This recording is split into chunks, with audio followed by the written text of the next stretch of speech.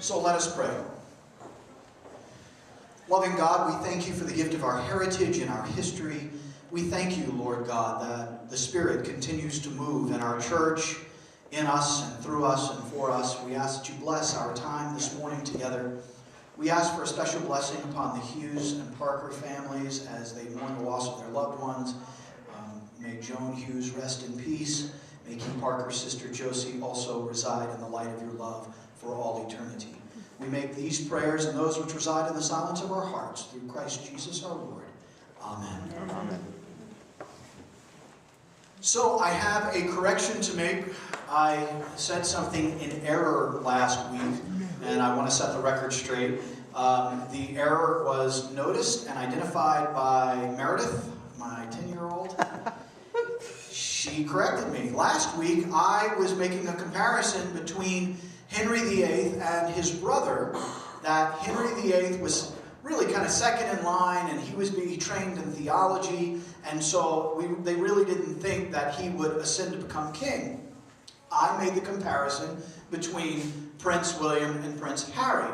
That is something we would not expect Prince Harry to ascend to the throne. Well, Meredith pointed out, she said, you know, when you first put this presentation together, William and Kate did not have a baby. And so William and Kate's child would ascend to the throne ahead of Harry. So I stand corrected by my 10-year-old theologian, Meredith. Wow. How cool is that? Pretty She good. loves all things. She and Caroline both really love all things English, and especially this band, One Direction. I know all the words to all the One Direction songs, and it's wonderful. Hey, for those of you who don't know who One Direction is, 50 years ago this week, the Beatles came to America. One Direction is bigger than the Beatles. I know you can't believe it, but it's true. We talked about Henry VIII last week. Today we are going to discuss his son, King Edward the 5th, the 6th. I told you last week I'm not good with Roman numerals, and so I always have to kind of sound it out. So he was the king from 1547 until 1553. So not a long range of time. Edward was 9 years old when he assumed the reign of England after Henry's death in 1547. And despite Henry's orthodoxy, remember last week we talked about the fact that Henry assumed control of the Catholic Church in England, but he really didn't do anything that was radical in terms of changing the theology immediately. So Henry was rather orthodox when it came to his Catholic faith. However, Henry arranged for the young king to be tutored by Protestant teachers. So he put around Edward these people who would be of great influence, who had more Protestant leanings than Henry himself did. The council that surrounded King Edward, which had strong Protestant leanings, was to govern for 7 years until Edward was deemed to be of age.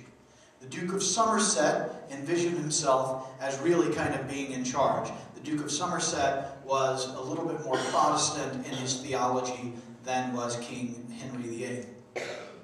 So, the very first, and you'll see that it's not anything radical, there's still some orthodoxy leanings.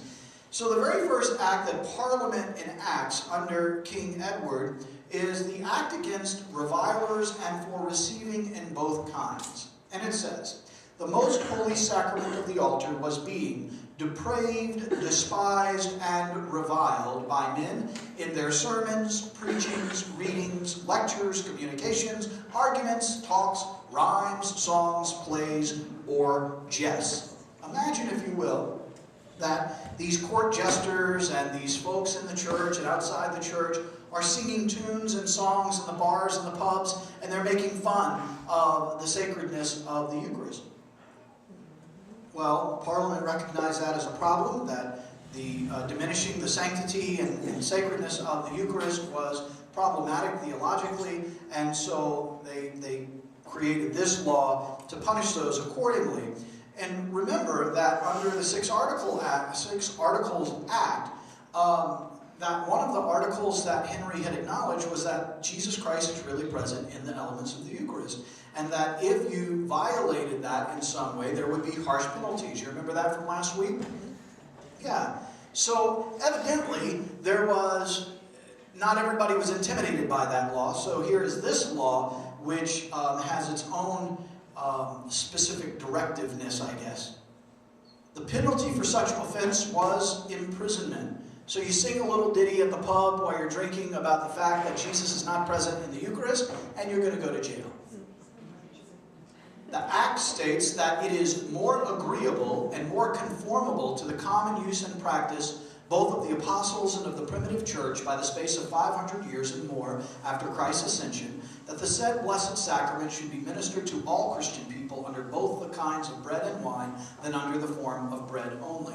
Again, if you remember when Henry passed that act of the Six Articles Act, that there was this question about whether or not Jesus was really present fully in both the bread and the wine, or if you only had the bread, were you only receiving half the communion or not. And so this article, or this act right here, says that you should receive under both kinds, both bread and wine. But it doesn't say anything theologically about whether or not Jesus is only half present in one and not the other. It simply says that people are encouraged to take the communion under both species, bread and wine.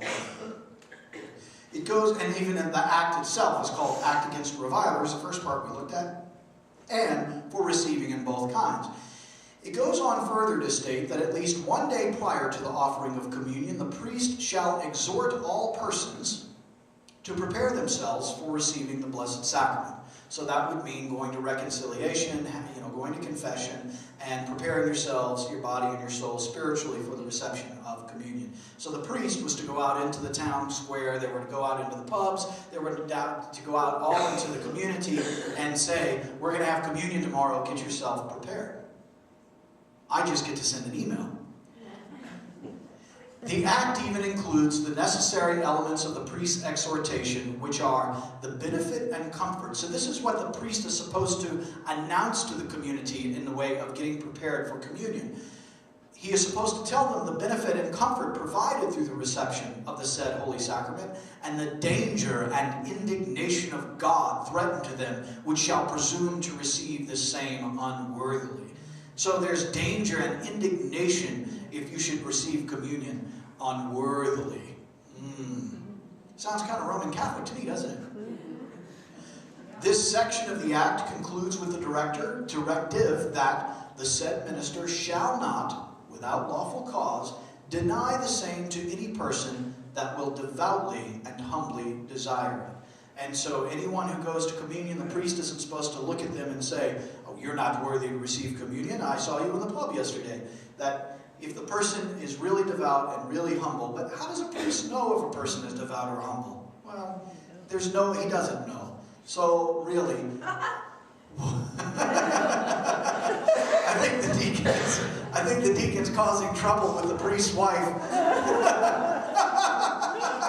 Would you like to share with the rest of the class?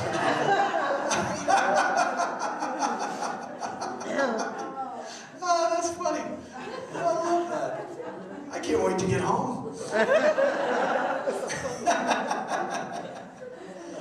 So in 1547, another act was passed by Parliament, an act dissolving the chantries. From the French chanter, to sing, or Middle Latin cantaria, think of the word canticle, something that we use. According to the Catholic Encyclopedia, a chantry is the endowment, that is the payment of one or more priests to say or sing Mass for the soul of the endower, or for the souls of persons named by him, and also, in the greater number of cases, to perform certain other offices, such as those of choir member in a collegiate church or cathedral. So what is this act saying? Can somebody summarize that for me? Do we get what it's saying here? You're not supposed to pay the priest to celebrate Mass for the soul of somebody, whether it's your own soul or someone else. It's like an indulgence, isn't it? Yeah. Yes. And so we know that in the Protestant Reformation, there was a great backlash against the whole notion of indulgences with the Catholic Church. And so we're starting to see in England a recognition that indulgences are somewhat problematic and that priests are not there to make money off of the sacraments. The Act begins by pointing out that a great part of superstition and errors in Christian religion has been brought into the minds and estimations of men by reason of the ignorance of their very true and perfect salvation through the death of Jesus Christ. If you allow a priest to accept money from someone, and that priest says, I'm going to go celebrate the Eucharist for your soul so that you can get into heaven, don't you think that you'll probably come very often with larger and larger sums of money because I want to get into heaven. I want to buy my way into heaven is what ends up happening. And so the Act is acknowledging that this superstition has set in and that it's not good and it's not holy. And so for that reason they passed this Act. The relinquishing of chantries, that's the endowments, the payments, to the king's possession had already come under an Act by Henry. This Act reinforces the previous one and reclaims those chantries which, perhaps, had not fallen into the possession of the king in accordance with the previous Act. So maybe you have a priest who has, £1,000 in his bank account from all of the services that he did. He was supposed to relinquish that £1,000 over to the king. I guess rather than send it back to the person who paid for the service, it goes to the king. This Act asks for that. The Act also continues to broaden its reach for monetary gain by also placing under the king's possession money given for finding priests, obits, lamps, or lights by a corporation, fraternities, brotherhoods, and guilds. It wasn't, so it's kind of a money grab is what it seems that the king's office was all about. Granted, the Act clearly states that they're trying to prevent the superstition of indulgences, but it was also an opportunity for the king's purse to get larger. But it wasn't all about monetary greed, as the Act stated that in cases where a guild, chantry, priest, etc. ought to have kept a grammar school, part of the property of that guild or chantry so dissolved, to be devoted to keeping such school and for the endowment of a vicar. So if you had a parish and it had a school and that was given as an indulgence, if you will, then they're not going to shut the school down. They're not going to revert that over to the king. Rather, they're going to maintain that school, and they're also going to have money set aside for a vicar, for a chaplain at the school. So we're still under the Act dissolving the chantries. Recognizing the growing need for clergy in larger towns and cities, the Act also allowed for the retention of chantries and lands for the support of additional clergy that might be needed. So in population areas that were growing and exploding rather quickly, they didn't have to revert some of that money back to the king. They could keep it in order to create other posts, other churches, and things of that nature. So now we're into 1549. We've gone from 1547, and in 1549, the first Edwardian Act of Uniformity. With the Church in the midst of Reformation, innovations and changes in the nature, language, and structure of morning prayer, evening prayer, and the Mass were being undertaken. This first act of uniformity sought to remedy the problem, and so a commission was established and charged with composing a universal prayer book. But prior to the Book of Common Prayer, there were all kinds of books. Books that the laity followed, books that the priest followed, books for morning prayer, books for evening prayer, books for burial, books for wedding, books for baptism, books for the Eucharist, multiple books for the Eucharist. And so think about the fact that Congress might pass a law asking for a universal prayer book. Well, that's what Parliament did. So June 9th, 1549 is the birthday of the Book of Common Prayer. That's correct. The Book of Common Prayer, June 9th, 1549.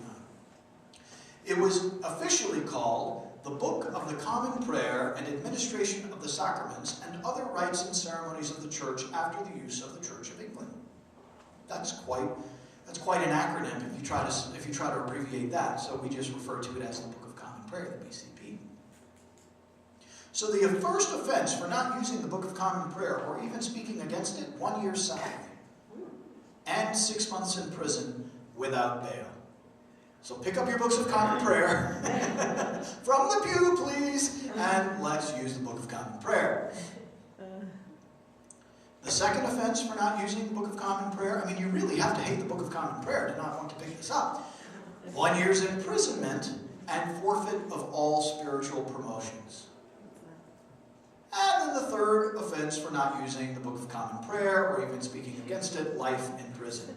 So imagine somebody, imagine a priest or someone like that is in prison and he's with a cellmate who has murdered, 3 or 4 people, and the murderer asks the priest, well, why are you in here? Well, I refuse to use the Book of Common Prayer. I imagine that'd probably be kind of rough.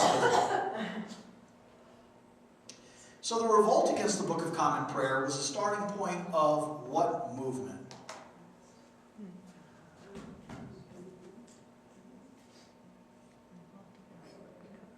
Anybody here? I'm using this as an excuse to drink some of my hot chocolate. Anybody know? The Puritans.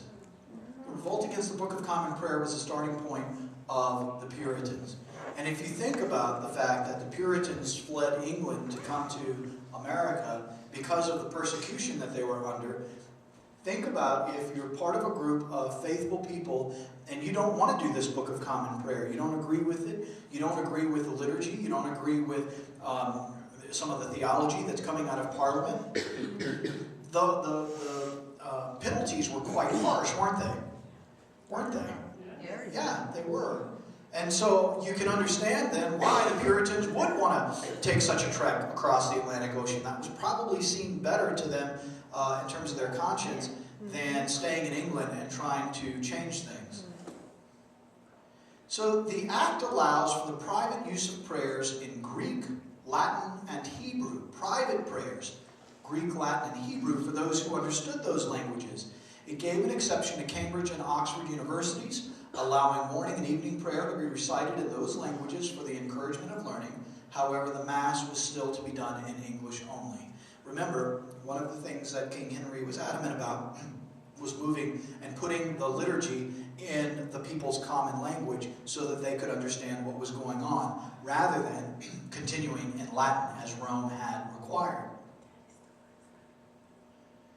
Still in 1549, the marriage of priests becomes legalized. Remember, in the 6 Articles Act under Henry VIII, we saw that priests were not allowed to be married, and if they had married illegally, they were to dissolve those marriages. Well, they began to recognize that that was somewhat problematic. Convocation in December of 1547 allowed for the marriage of priests. Convocation is a meeting of the church hierarchy. The act begins by stating that celibacy is better for priests than marriage. So even though the convocation allowed for the marriage of priests in 1547, and remember that's when Henry died and Edward took over. So almost as soon as Henry dies, a convocation is called, and the church law allowed for priests to be married, but by having this act passed in Parliament, it became officially legal throughout the land. So the act begins by stating that celibacy is better for priests than marriage.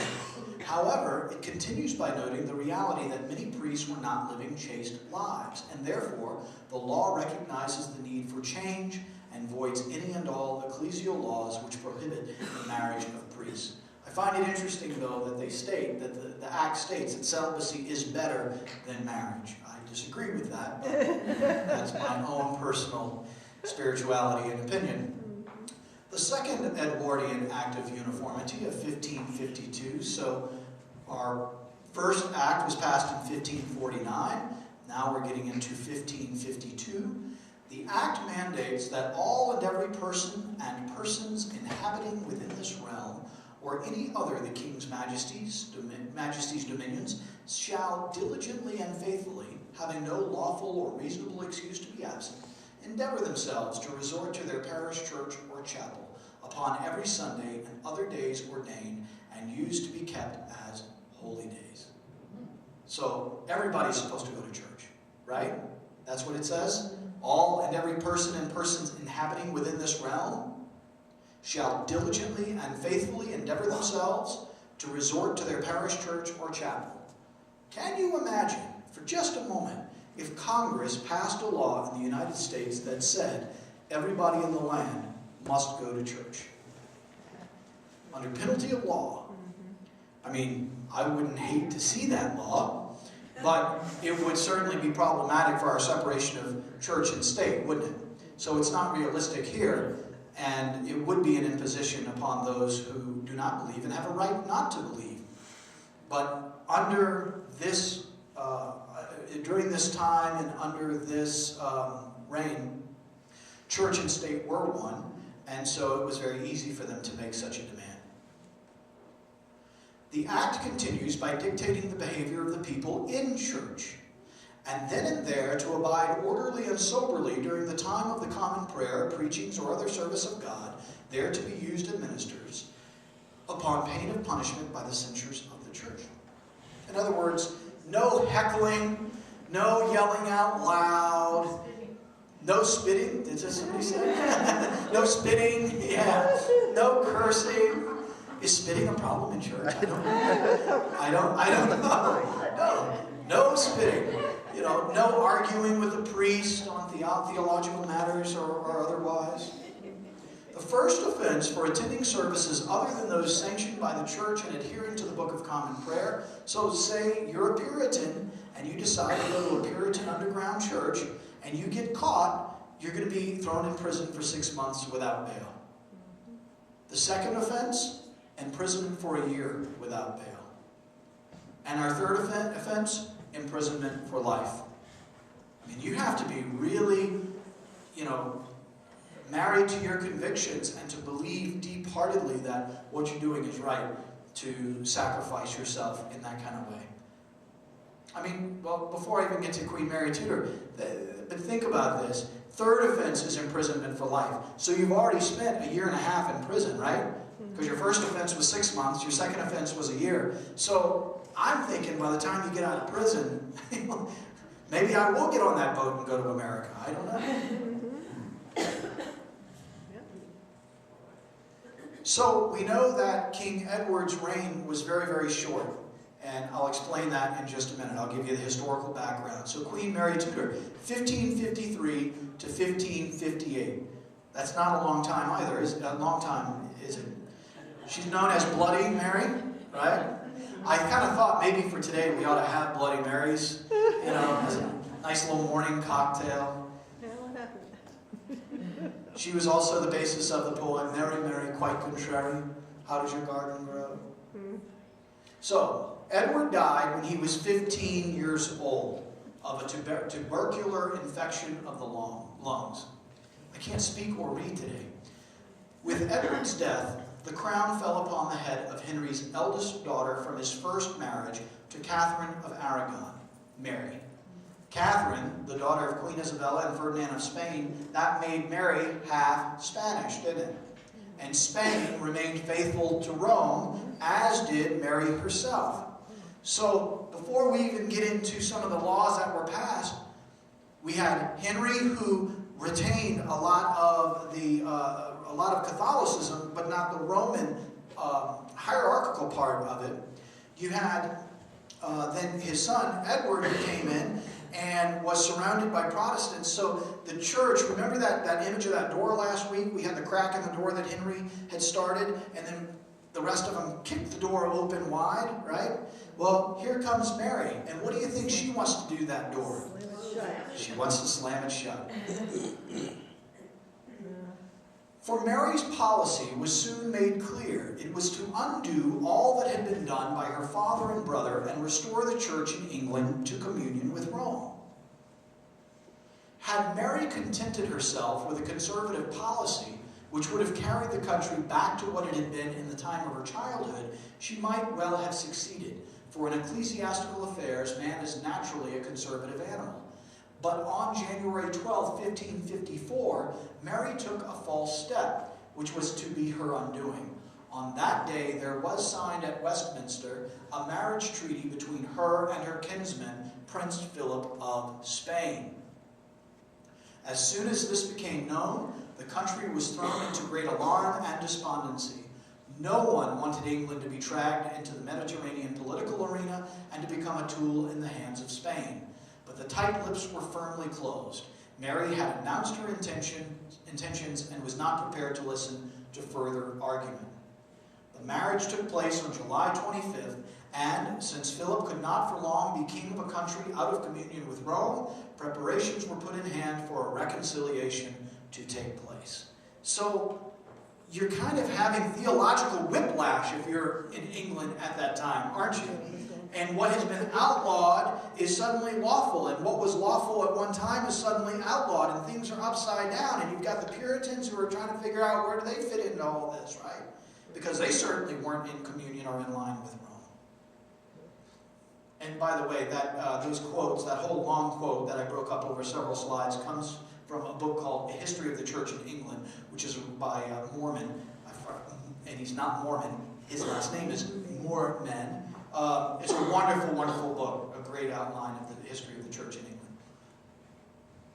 So the first act comes along, Queen Mary's first proclamation about religion in 1553. So this is even before she was married, because it was in 1554 that she actually got married. So the act begins by stating that great inconvenience and dangers have grown in times past through the diversity of opinions and questions of religion. The act therefore seeks to clarify things by stating. So before we get into what it states, it's just acknowledging that, look, we've had a lot of opinions, we had a lot of differences of opinion, we've had a lot of dangers which have come about theologically, and so I'm Queen Mary, I'm here, and we're going to clean things up, and we're going to set things right and straight. So, the things that it decided to set out. The Queen cannot hide that religion which God and the world knows she has ever professed from her infancy hitherto, so doth her Highness much desire, and would be glad, the same were of all her subjects quietly and charitably embraced. So the Queen is saying, hey, I've been Catholic my whole life. I can't just undo that. And so I'm Catholic. All of my subjects should quietly and charitably embrace that reality. The Act stipulates that the Queen is not demanding adherence to Rome as of yet, but that protests will not be allowed, and only peace and godliness are to be promoted. We see that in this notion of quietly and charitably embraced. Shut up and sit down. That's the notion of that.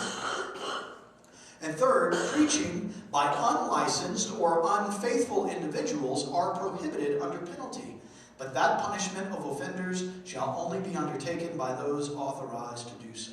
So she's trying to get into order those in authority of the church and trying to establish who's really in charge. So preaching by unlicensed or unfaithful individuals. So if you have someone who is a priest who is more in line with Protestant leanings, that person might be licensed, but they would be deemed unfaithful, and therefore they would suffer the penalty put forth by this act. So Mary's first act of repeal, again in 1553, after she's taken the control of the monarchy.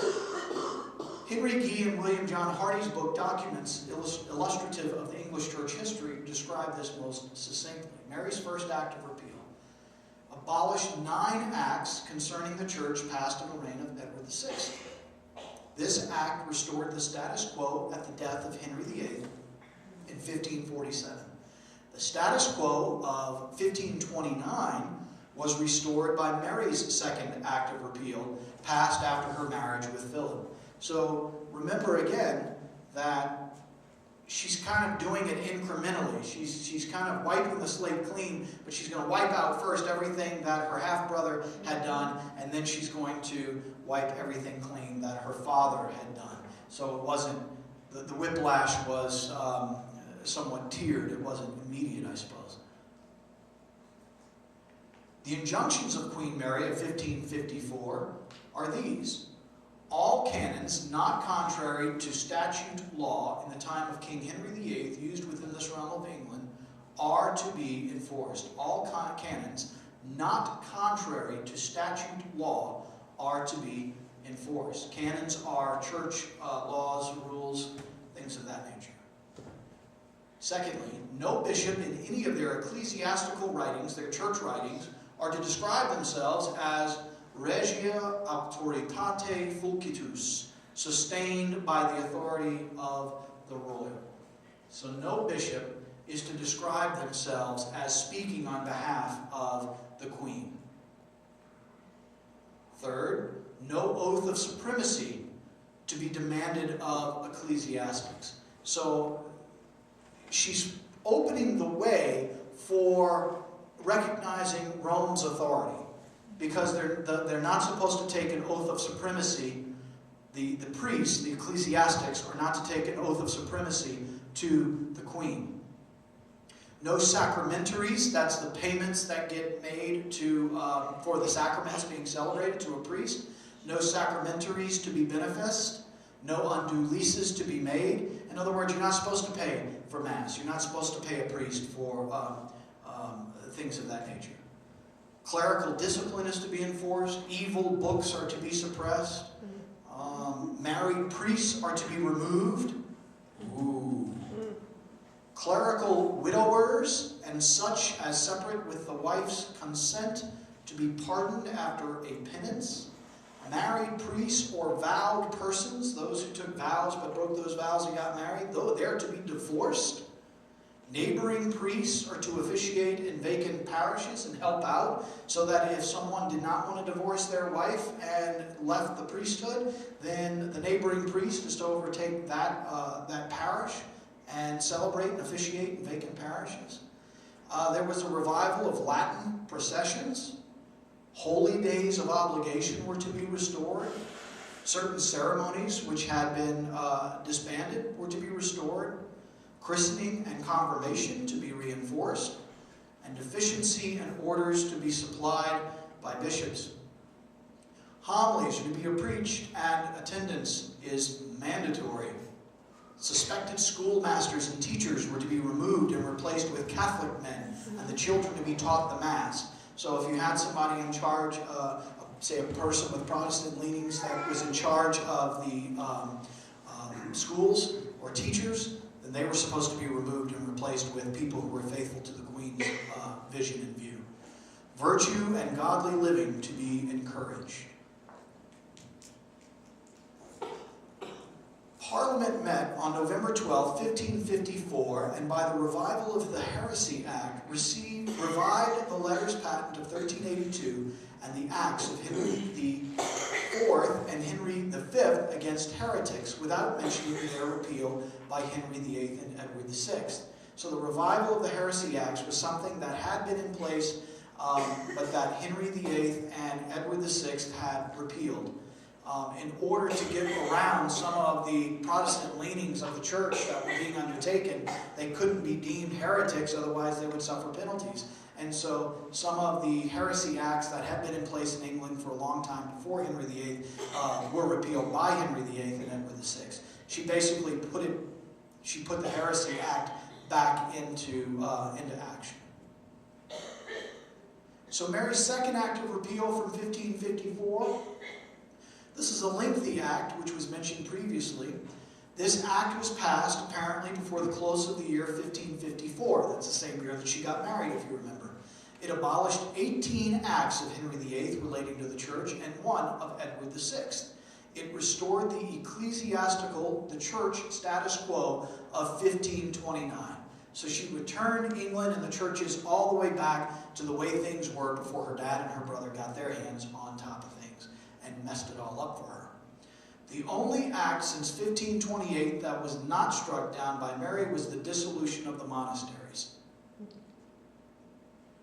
So Queen Mary dies in 1558, having served as a historical hiccup in the life of the English Reformation. She kind of started to undo things that had already been done. This is what Mormon has to say. From every point of view, Mary's reign was a failure.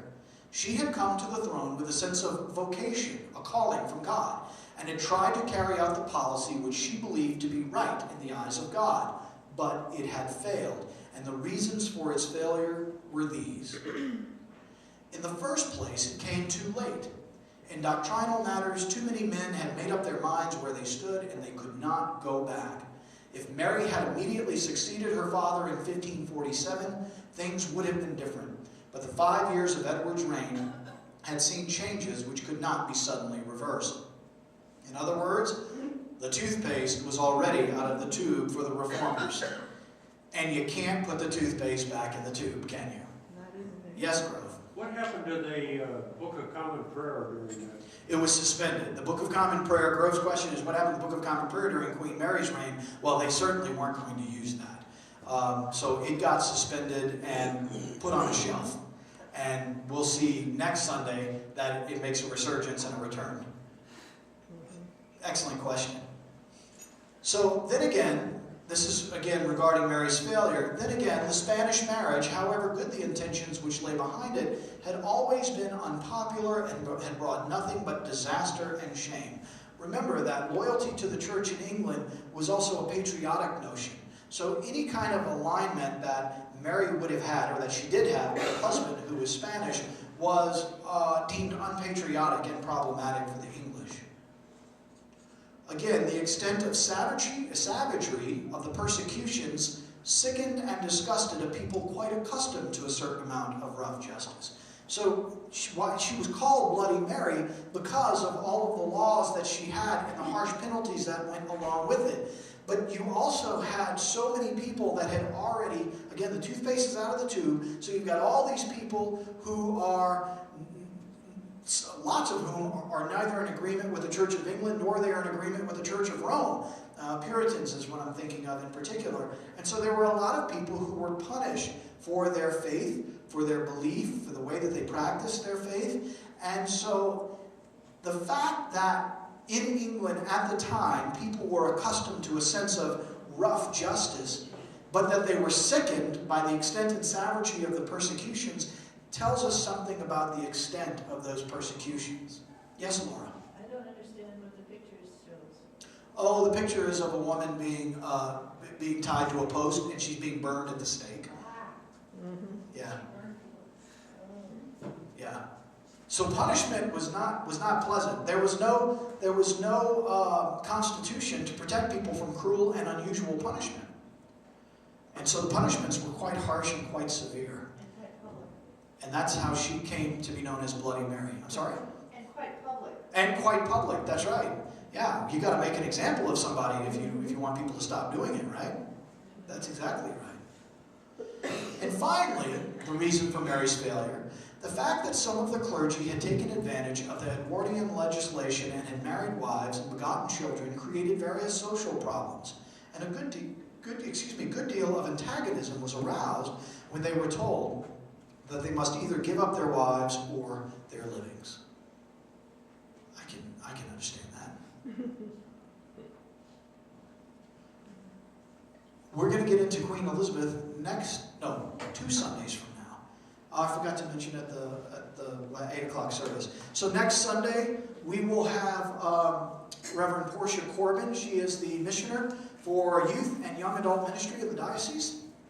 While Allison and the girls and I are away visiting my grandmother and the rest of our families, Portia is going to come in and celebrate. She was ordained in December. She's a delightful young lady, full of energy. I think you'll really enjoy having her here. I'm really kind of disappointed that we won't be here to see her or experience her. During this hour, she will come and visit with you all and talk to you a little bit more about what is going on the diocesan level for young people in our diocese. So please welcome her. Please come and attend her forum, and somebody help her show where the microphone switch is and all that, Bob. Yep. Yeah. All right. Well, thank you very much. We're going to get ready to go to service, and I appreciate you coming. God bless.